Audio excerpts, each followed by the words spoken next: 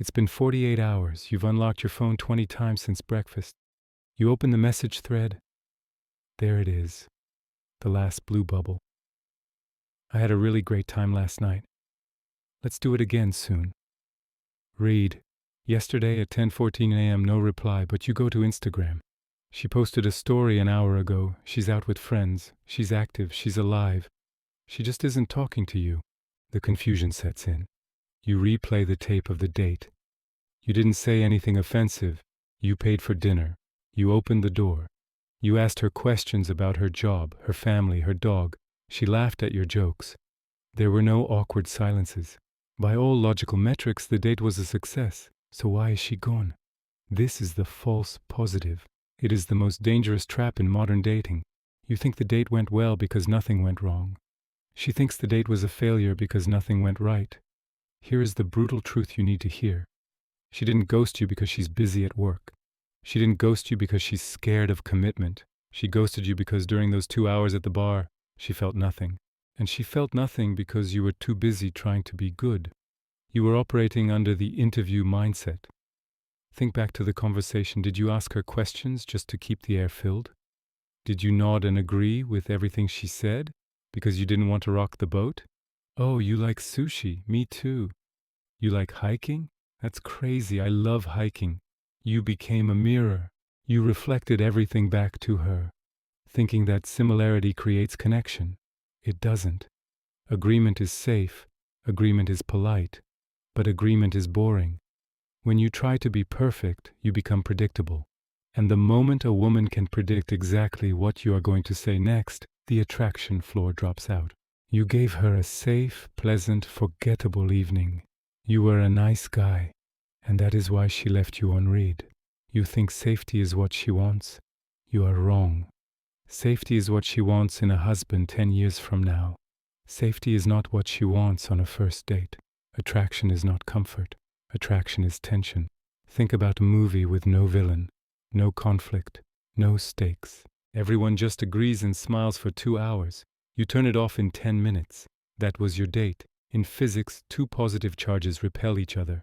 They need a negative charge to create a spark. In dating, if she is agreeable and soft and you are agreeable and soft, there is no spark. There is just a flat line. You are terrified of friction. You think if you disagree with her, she will leave. So when she says she hates horror movies and you love them, you say, yeah, they can be a bit much sometimes. You fold. You compromise your own reality to fit into hers. She feels this immediately, and subconsciously, she loses respect for you.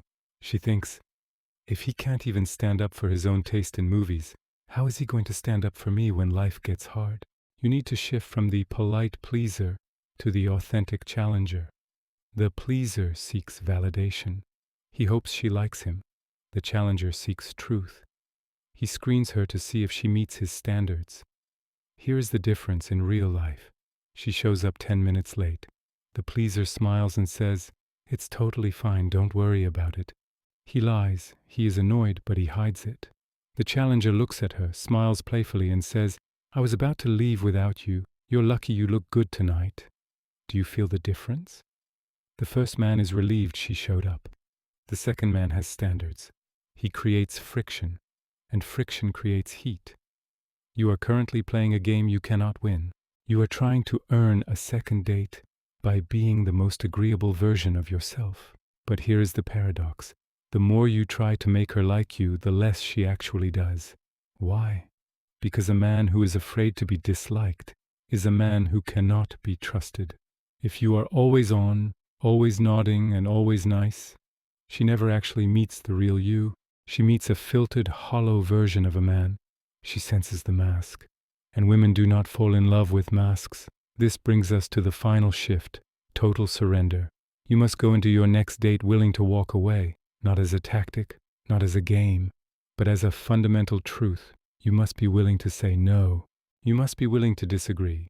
You must be willing to let the date end in a no if the chemistry is not there. When you surrender the need to control her opinion of you, something strange happens. The invisible signal of anxiety disappears. Your voice drops. Your shoulders relax. Your eye contact becomes steady. You stop acting like a manager trying to close a deal and start acting like a man enjoying a drink. The payoff is this: being willing to be disliked is the only way to be truly liked. When you are authentic, when you challenge her, when you show your true edges, you finally give her something to grab onto. You create the spark everyone talks about. The spark isn't magic. It's the sound of two distinct, powerful personalities colliding rather than blending into a gray puddle of politeness. The next time you're sitting across from her, stop asking yourself, does she like me? Instead, lean back, look her in the eye and ask, do I actually like her? The moment you switch that lens, the power dynamic shifts. You stop being the ghosted. You become the prize. Quiet the noise, hold the line, stay grounded.